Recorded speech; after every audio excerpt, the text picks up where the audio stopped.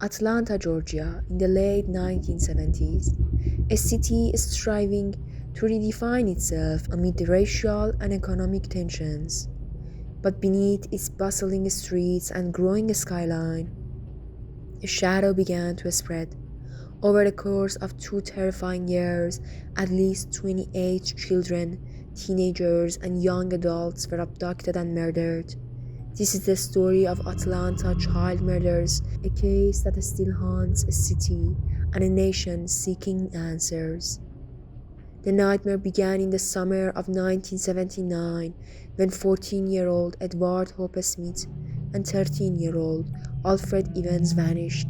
Days later, their bodies were found in a wooded area. Both boys had been strangled. The discovery shocked the community, but no one could have predicted what was to come.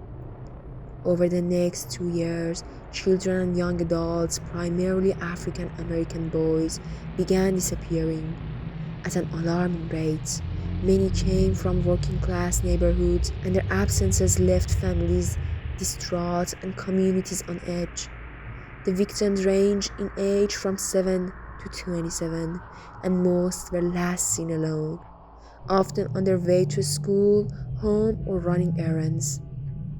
Parents warned their children to travel in groups, but fear spread as the bodies continued to be discovered, often discarded in rivers, wooded areas, or alongside roads.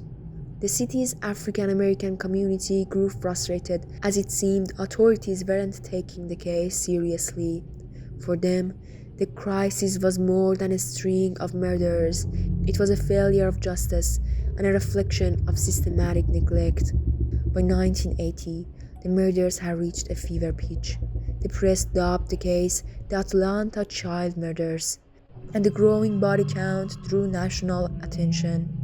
The FBI joined the investigation, but the case proved to be a logistical and emotional nightmare. Hundreds of officers worked tirelessly, but leads were scarce, and the killer's pattern was hard to predict. Public pressure mounted as parents demanded answers.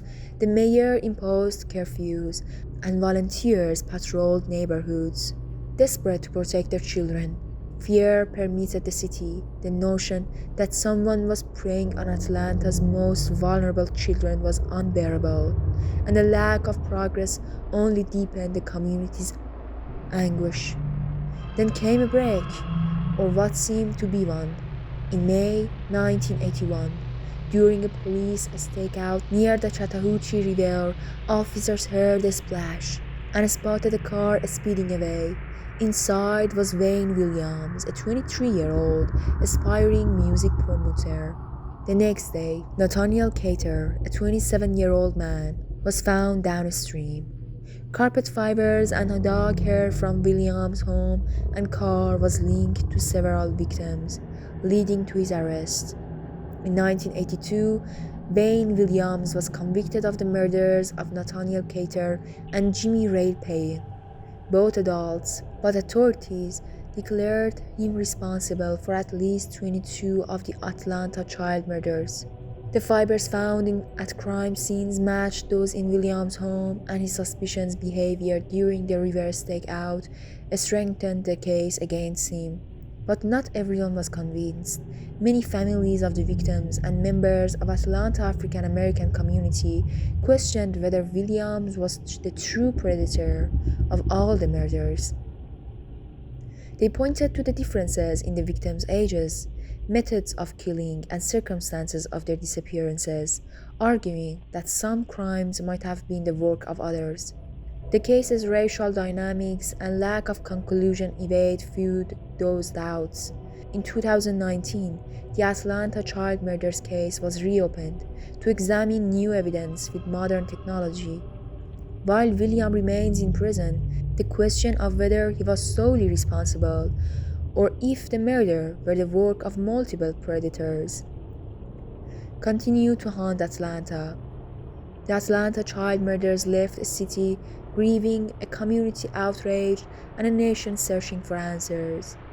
Over 4 decades later, the scars remain, and the victims' families still seek justice.